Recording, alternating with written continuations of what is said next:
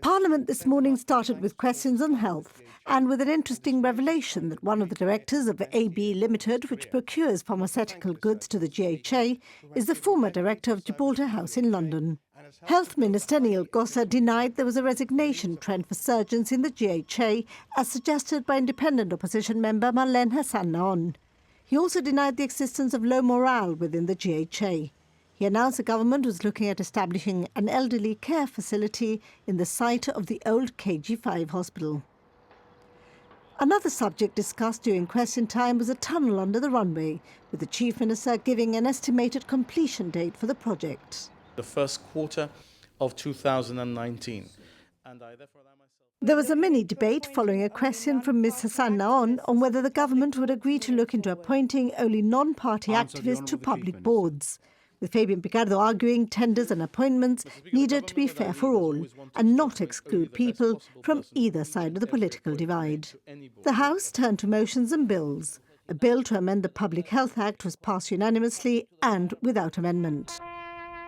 The Chief Minister's motion to award the Gibraltar Medallion of Honour to Representative George Holding enjoyed unanimous support. A private member's bill introduced by opposition member Roy Clinton asked for legislation to ensure the savings bank accounts are gazetted as soon as possible. Mr Clinton said this would improve transparency and pointed out that at present publication ranged from a month to well over a year. The government threw this one out outright. The fact that it happens to be the honourable member as opposed to anybody else with its own personal ideas of what should or should not be done is not a sufficient reason for us to say we decide we're not going to change the law, but we want him to change the law.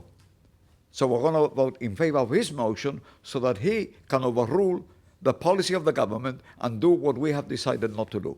Now, if that is really something that he thinks there is a possibility that it might be happening, then I'm afraid he lives in the world of Never Never Land, because that will never happen in a million years, in this parliament or in any other parliament. Mr Speaker, I have no ill feeling to savings bank. I want to succeed just as they do. But let's do it in a transparent manner. Why the secrecy? What is the big deal? Really, what is the big deal?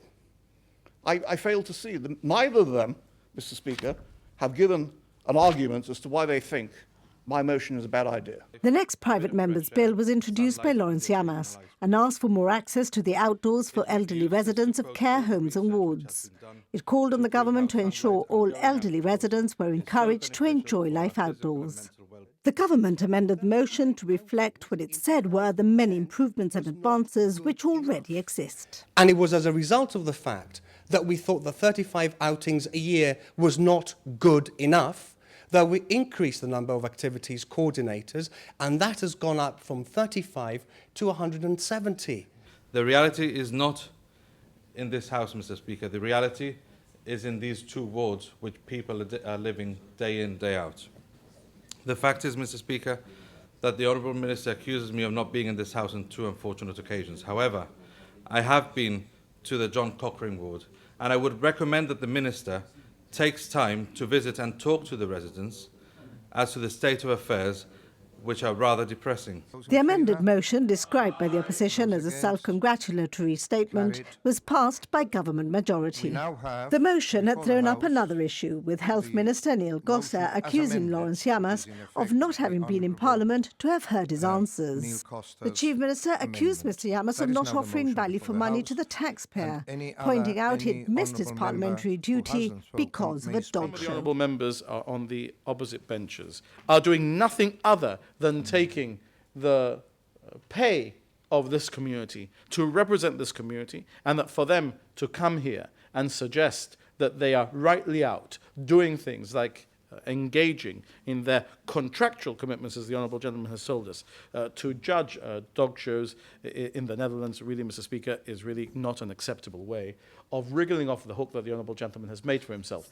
This despite Mr Yamas's explanations that he'd been contracted to judge at the international event 3 years earlier. Back in November, I was invited 3 years ago to officiate at the Brussels International Dog Show, right? Representing Gibraltar. I wasn't representing myself, and I wasn't showing any of my dogs. I was actually judging, right?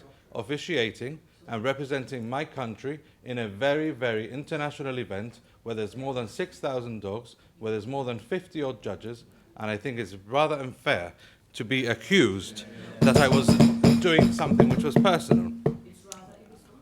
No, it's not irresponsible because I had a contract with that party to actually perform a judging duty. It's not irresponsible, right? So yes, I was at a dog show, judging in the same way as other members may go to backgammon without... Just a moment. Order. Order. The final private member's motion was introduced by Medallion of Honour. It called for a wider introduction of cannabis-based products for medicinal purposes. In these cases, however, and in respect to medicinal cannabis, this help is being denied to them. It is not being denied by medical science. It is not being denied by the will of the doctors. It is being denied, I am ashamed to say, by us. The GST opposition agreed with the government's amendment that the introduction of cannabis-based drugs had to be a decision taken with caution, as there were contradictory reports as to their benefits and that many of the existing products remain unlicensed and unregulated. The government committed itself to keeping its current position under review. Carried.